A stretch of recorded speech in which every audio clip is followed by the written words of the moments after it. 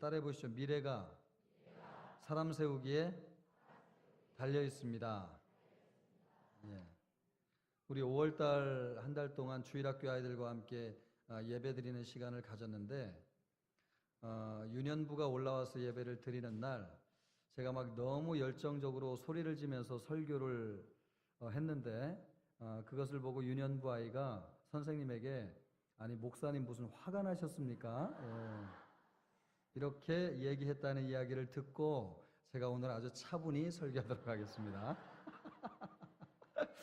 예, 목사님이 왜 화가 나셨냐고 물었다고 합니다. 그래서 제가 다소 좀 충격을 받고 차분히 하도록 하겠습니다. 예언서를 보면서 그런 질문이 들죠. 이게 정말 이루어질까? 이 미래를 얘기한 것 아닙니까? 그러면 예언한 대로 실제로 이루어지는가? 이런 궁금증이 들 때가 있습니다. 예언서를 우리가 대하면서 꼭 기억해야 될 것은 예언서는 반드시 미래에 대한 예언만을 이야기하는 것은 아니라고 하는 것입니다. 오히려 현재의 행동을 수정하는 데 예언서에 더 근본적인 목적이 있습니다. 그러니까 미래에 지금 잘못하고 있는 것 때문에 미래에 불행을 당하게 될 것이다. 이런 논조로 예언서가 기록되어져 있지만 더 중요한 이유는요. 현재 잘못하고 있는 것을 돌이키게 하고자 하는 하나님의 목적과 의도가 숨겨져 있다고 하는 것입니다. 그래서 성경을 보면요. 많은 부분 하나님께서 예언하셨지만 그 예언이 그대로 성취되지 않은 말씀도 많이 있습니다. 예를 들면 요나서 같은 경우에 니느웨가 멸망할 거라고 말씀하셨지만 그래서 요나가 사실 화가 나기도 했지만 하나님께서 예언하신 대로 니느웨가 멸망당하지 않았습니다. 왜냐하면 그 백성이 요나가 전하는 복음의 말씀을 듣고 하나님께 돌이켜 회개하였기 때문에 그렇습니다.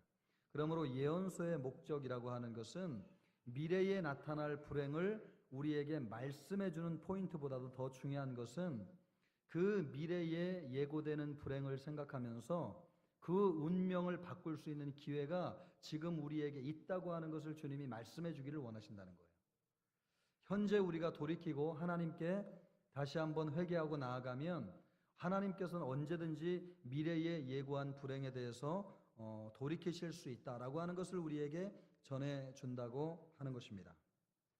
오늘 본문도 예루살렘이 멸망하리라고 하는 것을 예언하는 말씀입니다. 그래서 참 무거운 말씀인데 그러나 이 예언의 강조점을 어떤 경우에도 예루살렘이 반드시 멸망할 것이다. 여기에 두어서는 안 된다는 거예요.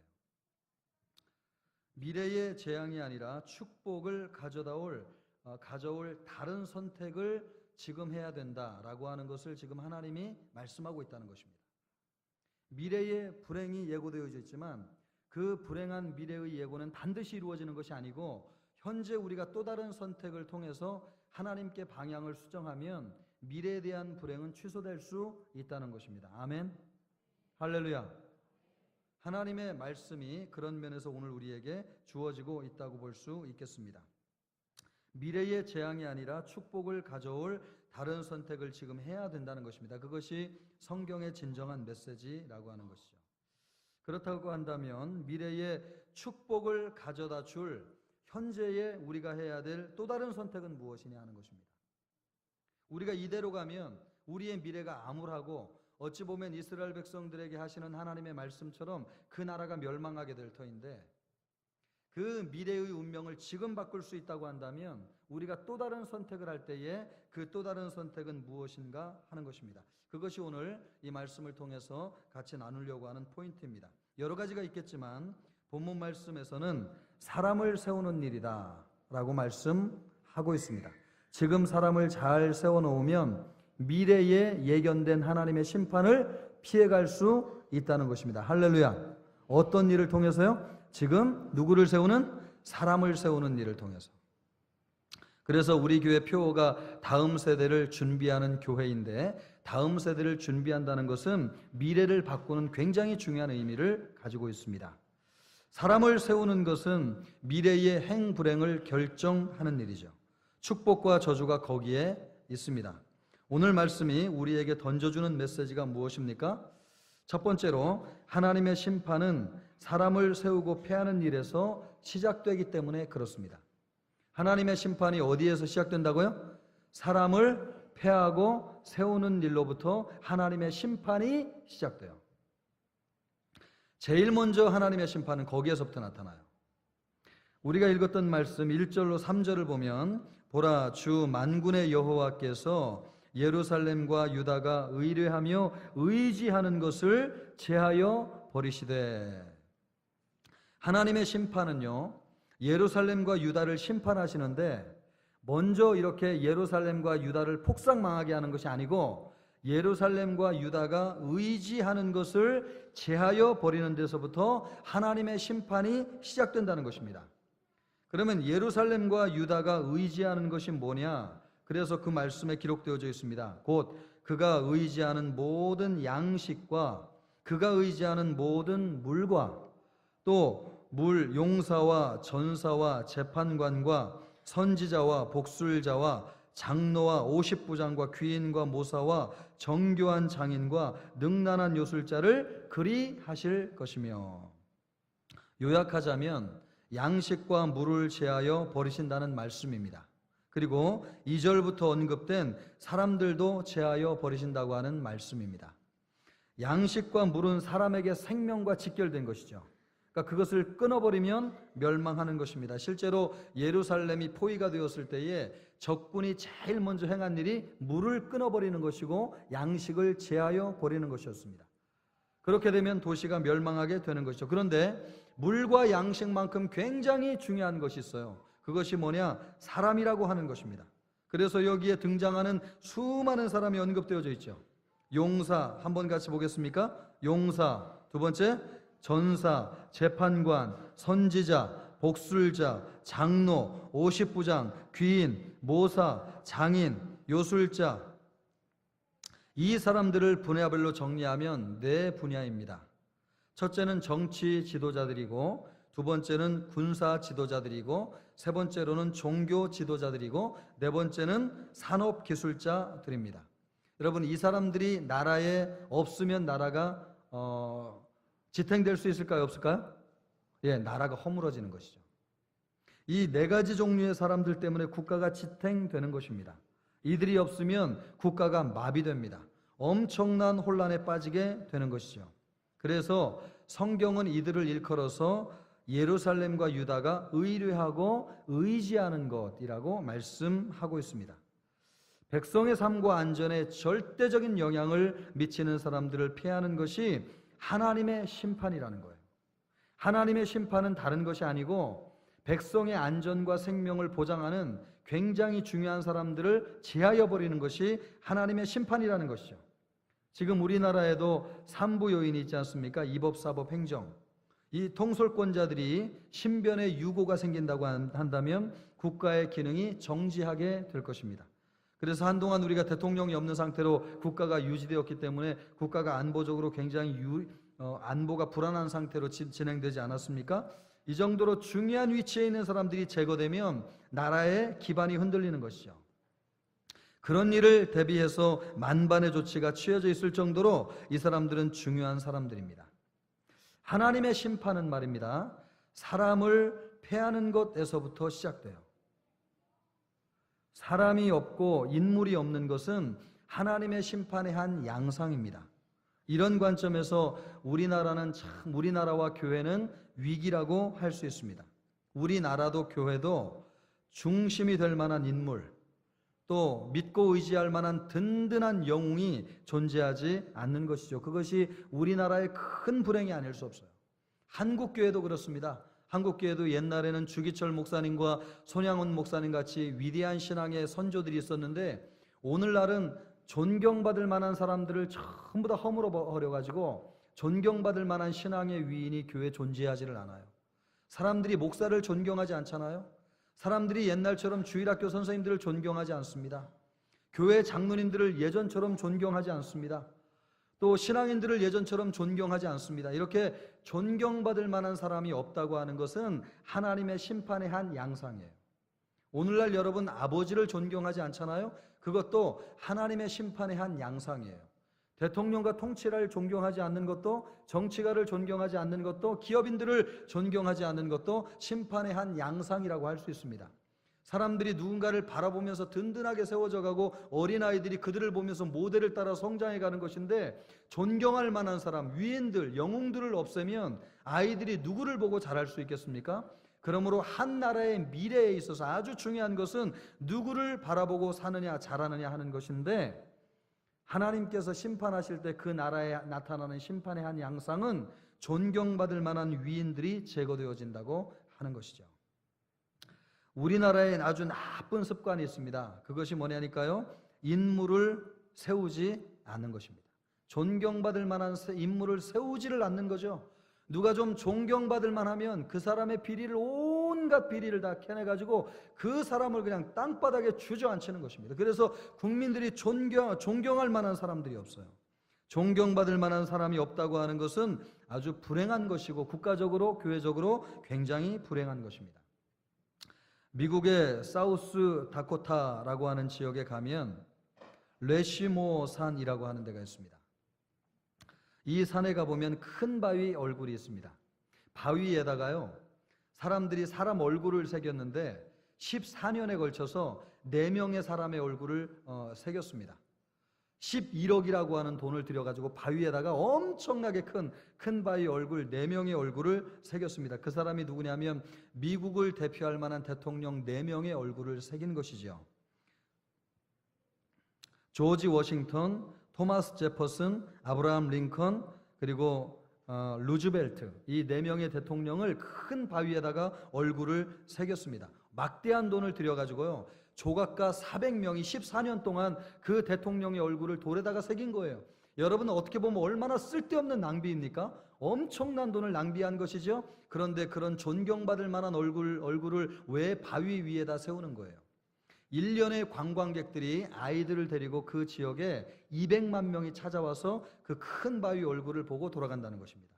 그리고 전 세계 사람들이 와가지고 그 바위에 자기 얼굴을 이렇게 들여대고 사진을 찍은 것들이 인터넷에 동영상이 얼마나 많은지 몰라요.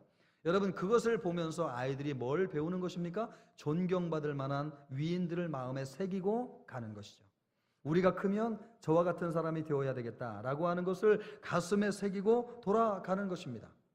여러분, 막 그들은 정치적으로 막 싸워도 위대한 사람들을 세워서 아이들이 그들을 보면서 성장하게 만드는 것이죠. 하나님도 이와 같이 성경에 역사하시는 것을 볼 수 있어요. 여러분, 성경에 제일 유명한 사람이라고 한다면 아브라함 아닙니까? 믿음의 조상을 하나님이 세우셨죠. 또 족장들을 통해서 하나님이 역사를 이끌어 가십니다. 이삭과 또 야곱과 요셉과 같은 사람을 통해서 하나님이 이스라엘 백성들의 역사를 이끌어 가세요. 또 하나님이 모세를 세우지 않았습니까? 다윗과 같은 사람을 통해서 하나님께서 위대한 나라를 건설하셨습니다. 그리고 엘리야와 엘리에사와 같은 사람을 통해서 하나님의 말씀을 통해서 이스라엘 백성들에게 놀라운 일을 행하셨습니다. 하나님의 역사는요, 위대한 한 사람을 세워서 그 민족을 이끌어가게 하시는 것입니다. 그래서 그를 바라보면서 사람들이 신앙적으로 고양되게 하시고 그들을 존경하고 따라가게 함으로써 믿음의 선대를 존경함으로써 믿음의 대를 이어가게 하는 것입니다. 할렐루야. 그러므로 여러분, 한 사람을 잘 세우는 것이야말로 얼마나 중요한 일인지 알 수 없습니다. 하나님의 심판은 그러므로요, 존경받는 사람을 허무는 것이 하나님의 심판이에요. 반대로 이야기한다면 하나님의 축복은 무엇입니까? 존경받는 위인들이 많이 세워지는 것이야말로 하나님의 축복인 줄로 믿습니다. 우리 교회가 그런 교회 되기를 주님의 이름으로 축복합니다.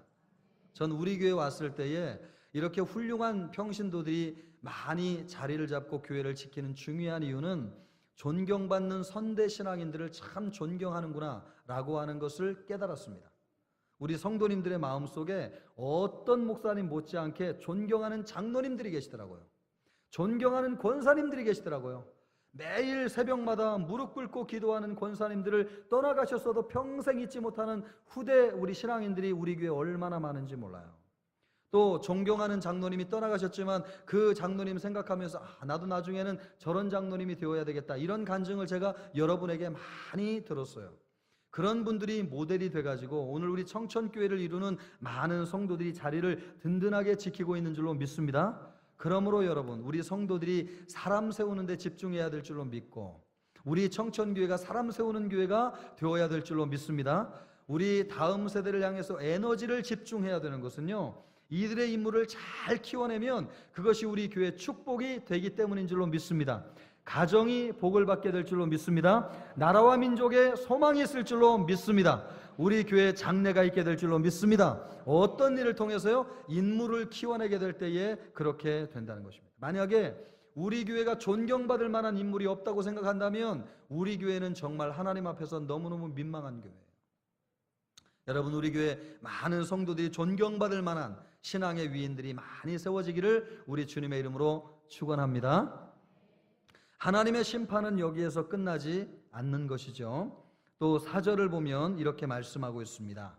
그가 또 소년들을 그들의 고관으로 삼으시며 아이들이 그들을 다스리게 하시리니. 소년들이 고위 관료가 되어가지고 백성을 다스리게 된다는 것이죠. 소년과 아이는 같은 뜻을 가지고 있는 말입니다. 히브리 원어적으로 이 말은 단순히 나이를 말하는 것이 아니라 어린아이의 성향을 지칭하는 것입니다. 유치함, 치졸함, 무책임 이런 것으로 번역될 수 있습니다. 아이라고 하는 단어는 욕망을 만족시키다, 자기 기분을 채우다 라고 하는 말에서 일컬어진 단어입니다. 따라서 다시 말하면 아이들의 통치는 법과 공의도 없이 오직 통치자의 기분을 만족시키기 위해서 잔인성을 만끽하는 공포 통치, 공포 정치를 의미하는 것이죠. 여러분 상상해 보십시오. 어린아이가 나라를 기분대로 통치한다면 얼마나 많은 혼란과 무질서가 초래되겠습니까? 어떤 성경학자는 이 예언을 20세의 왕위에 올라서 엄청난 비극을 초래한 아하스 왕을 일컬어서 예언한 것이다 라고 하는 학자들도 있습니다. 또 실제로 유다라고 하는 나라는 부강하였지만 아하스 왕이 무질서한 통치를 함으로써 유다 나라의 내리막을 걷기 시작하였습니다. 하나님의 심판은요, 사람을 잘못 세우는 것입니다.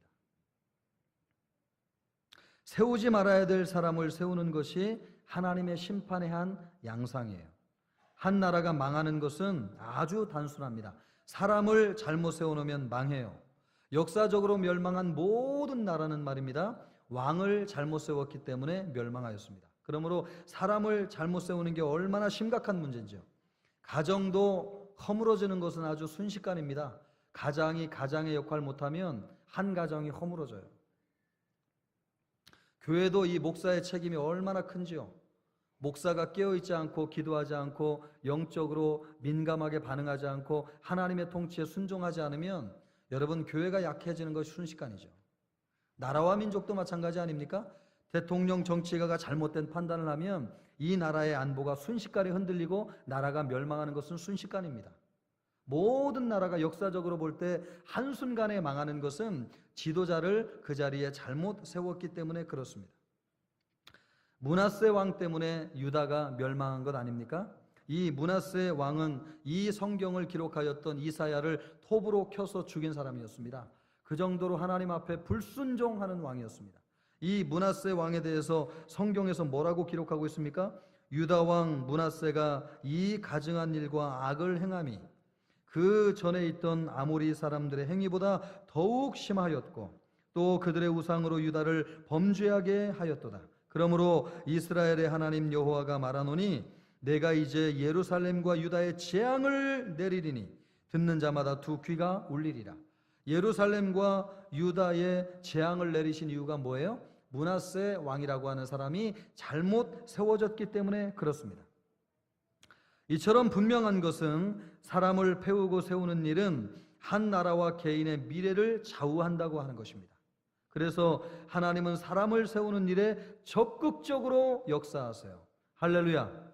여러분, 한 교회를 하나님이 축복하시고 한 나라를 하나님이 축복하시고 한 가정을 하나님이 축복하시기를 계획하실 때에 제일 먼저 하시는 일이 뭐냐? 사람을 세우는데 개입하시는 것이라고 믿습니다. 그래서 여러분, 사람 세울 때 기도해야 돼요. 사람 세우는 것이 아주 중요한 일이고 사람 세우는 일을 통해서 하나님께서 가정을 일으키시고 나라를 일으키시고 교회를 세우기 때문인 줄로 믿습니다. 사단도 여러분 사람 세우는데 그러므로 개입해요. 사단도. 에베소서 6장 12절을 보면 보라 우리의 싸움이 정사와 권세에 대한 것이라고 말하고 있습니다. 여기에서 이야기하는 정사라고 하는 것이 무엇을 의미하느냐? 나라를 다스리는 것을 의미해요. 여기에 사단이 개입한다는 것입니다. 나라를 다스리는데 사단이 개입한다는 거예요. 교회를 다스리는데 사단이 개입한다는 거예요. 가정을 다스리는데 사단이 개입한다는 거예요. 어떻게 개입하는 것입니까? 잘못된 지도자를 세울 수 있도록 사단이 개입한다는 것입니다. 그래서 나라를 혼란에 빠뜨리는 것이죠. 이만큼 사람을 세우는 일은 아주 중요해요. 누구를 세우느냐가 개인과 공동체의 운명을 결정하기 때문에 그렇습니다. 부자가 3대 못 간다는 얘기 있잖아요. 유명한 대기업도 100년을 넘는 기업이 없습니다. 물질과 시스템의 문제가 아닙니다. 사람의 문제예요. 사람의 문제. 기업도 국가도 가정도 교회도 누가 지도자가 되느냐에 따라서 미래의 행불행이 결정돼요.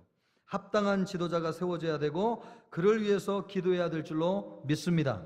이 나라를 위해서 기도해야 될 줄로 믿고요. 교회를 위해서 가정을 위해서 기도해야 될 줄로 믿고 미래의 소망을 열어갈 만한 우리 젊은 세대들을 많이 세움으로 하나님의 축복을 예비하는 우리 청천교회 되기를 주님의 이름으로 축복합니다.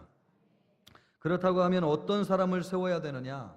오늘 하나님의 말씀이 그 부분에 대해서 우리에게 아주 상세하게 말씀해 주고 있습니다. 먼저 화려한 외모나 이력, 개인적인 친분 관계 때문에 사람을 세워서는 안 된다는 것을 말씀해 주고 있습니다. 여러분 6절 말씀을 한번 보시겠습니까?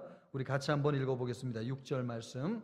자, 우리 같이 한번 한 목소리 읽겠습니다. 시작. 혹시 사람이 자기 아버지 집에서 자기의 형제를 붙잡고 말하기를 내게는 겉옷이 있으니 너는 우리의 통치자가 되어 내 폐허를 내 손아래 두라. 여러분 통치자를 구하고 찾는데 누구를 찾냐면 친분이 있는 형제에게 부탁을 하고 있는데 겉옷을 가지고 있다고 해서 그를 통치자로 세우려고 지금 부탁하고 있는 것입니다. 지도자가 될 사람을 세우는데 진지한 고민이나 분명한 기준이 전혀 없어요. 그냥 내 형제이기 때문에 세우는 것이고 또 남보다 점잖은 옷을 입고 있기 때문에 그럴듯하게 보이니까 지도자가 되어달라고 요청을 하는 것입니다. 겉모양만 보고 자신들의 운명을 맡기는 것이죠. 그가 어떤 사람인지 또 어떤 철학을 가지고 있는지 공동체를 책임질 만한 기량을 가지고 있는지 묻는 일이 전혀 없어요. 그냥 나와 가까운 사람이니까 세우는 것입니다. 바로 우리가 살고 있는 시대가 그런 시대입니다.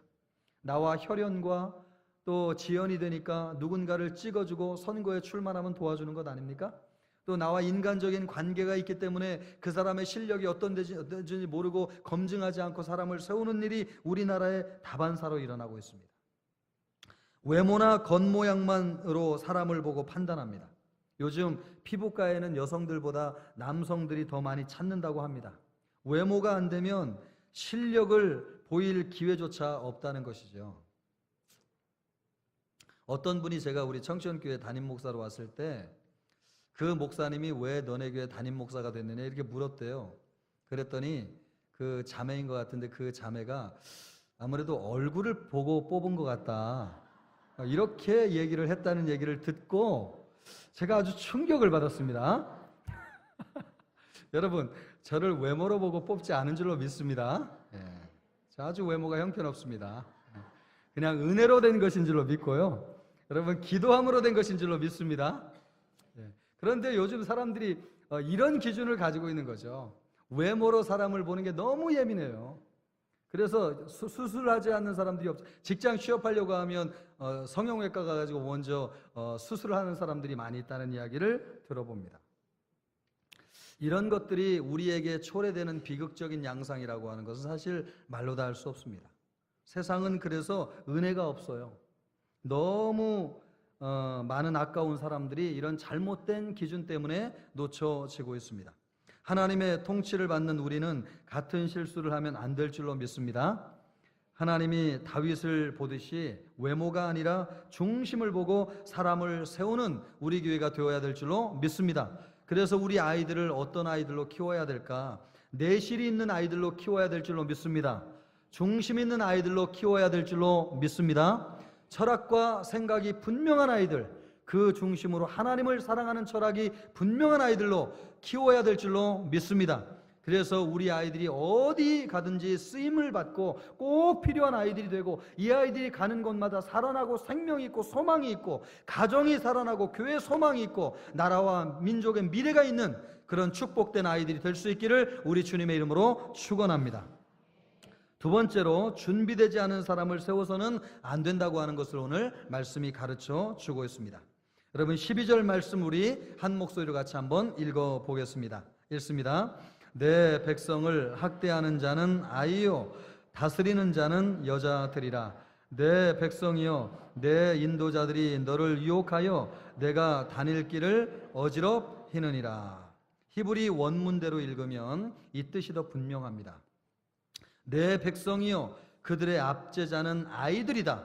그리고 여자들이 그들을 억압할 것이다. 히브리 원문은 이렇게 되어져 있습니다. 아이들은 앞에서 해석한 대로 나이를 말하는 것이 아니라 성향을 말하는 것이죠. 또 여자들이라고 하는 단어도 단순히 여성을 이야기하는 것이 아니라 성경 용법적으로 볼 때 무능력하고 무자격한 통치자를 의미한다고 할 수 있습니다. 성경학자들에 의하면 이사야는 여자들이라고 할 때에 열왕기하 11장에 언급하고 있는 아달랴 왕비를 이야기하고, 또 아합 왕의 아내였던 이세벨을 염두에 두고 있다라고 해석하고 있습니다. 이 아달랴 왕비는 아들이 죽고 나서 자기 자신이 왕이 됩니다. 그래서 이스라엘 역사에서 유일한 여왕이 있는데 바로 아달랴 왕비였습니다. 이 여왕이 등극하게 되는데 다른 왕족들이 왕이 될까봐 왕족들을 전부 다 죽여버려요. 그리고 이 여인의 권력욕은 다스려질 줄 모릅니다. 왕이 될 가능성 있는 사람들을 전부 다 죽일 정도로 이스라엘 나라의 비극을 초래한 사람이었습니다. 이 정도로 권력욕에 사로잡혀서 감정을 주체하지 못하고 비극을 초래하는 사람을 여성에 빗대어서 말씀하고 있다고 하는 것이죠. 또 잘 알듯이 이세벨도 개인적인 감정을 다스리지 못해서 엘리야 선지자를 죽이려고 하였습니다. 이들은 한결같이 합당한 훈련을 받지 않고 막강한 권력을 소유함으로써 민족의 불행을 자초한 사람들이었습니다. 그 권력을 개인적인 욕망이나 사사로운 원한을 푸는데 사용한 것이죠. 이런 준비되지 않은 사람들이 나라를 주관하게 될 때에 비극을 불러오고 치명적인 결과를 초래하게 되는 것입니다. 여러분이 주일학교 교육을 통해서 우리 아이들을 잘 준비해야 될 줄로 믿습니다. 우리 아이들의 어떤 것을 준비해야 될까요? 우리 아이들의 인격을 준비해야 될 줄로 믿습니다. 또 우리 아이들을 어떤 아이들로 준비해야 되겠습니까? 우리 아이들을 실력 있는 아이들로 준비해야 될 줄로 믿습니다. 다니엘과 같은 아이들이 나오기를 주님의 이름으로 축원합니다. 요셉과 같은 하나님의 사람 되기를 주님의 이름으로 축원합니다. 엘리야와 같이 영성 있는 아이들이 우리 아이들 가운데 나오기를 주님의 이름으로 축원합니다. 그래서 우리 아이들 때문에요, 여러분. 우리 아이들 때문에 우리 교회에 소망이 있기를 바라고 이 지역사회에 등불과 같이 쓰임받는 은혜가 있기를 주님의 이름으로 축복합니다. 이 사람들을 준비하는 것이 우리 교회의 미래예요. 오늘 하나님의 말씀이 그것을 우리에게 준비하고 있지 않습니까? 준비된 사람, 하나님 앞에서 선택된 사람을 잘 준비하는 것이야말로 교회와 나라의 미래를 준비하는 것이라고 주님이 말씀하고 있습니다. 어떤 경우에도 준비되지 않은 사람을 세우는 것은 불행입니다. 오늘 우리가 읽었던 이 이사야 말씀을 통해서 우리가 반면 교사를 삼을 수 있기를 주님의 이름으로 축복합니다. 미래는 어디에 달려있느냐? 사람을 세우는 데 달려있어요. 우리 교회 10년, 20년의 미래를 보장할 수 있는 길은 한 가지입니다. 사람을 세우는 것인 줄로 믿습니다. 우리 아이들을 세워야 돼요. 그래서 아이들을 세울 수 있는 공간과 환경을 만들어야 돼요. 우리 아이들을 잘 양육할 수 있는 선생님들이 준비되어져야 돼요. 그래서 우리 아이들을 위해서 눈물로 기도하는 성도님들이 준비되어져야 될 줄로 믿습니다. 그래서 우리 아이들을 잘 세워놓으면 우리 교회 주님 오시는 그날까지 안전한 교회 될 줄로 믿고 주님이 우리를 사용하시는 그런 교회 될 줄로 믿습니다. 우리 옆 사람에게 이렇게 한번 인사하겠습니다. 미래가 사람 세우기에 달려 있습니다. 우리 교회가 다음 세대를 세웁시다. 할렐루야. 우리 아이들을 향해서 할렐루야 하겠습니다. 할렐루야. 우리 주일학교 아이들도 손을 번쩍 들고 할렐루야 하겠습니다. 할렐루야. 예, 이 아이들이 우리 교회 소망되기를 주님의 이름으로 축원합니다. 같이 한 목소리 시간 기도하겠습니다.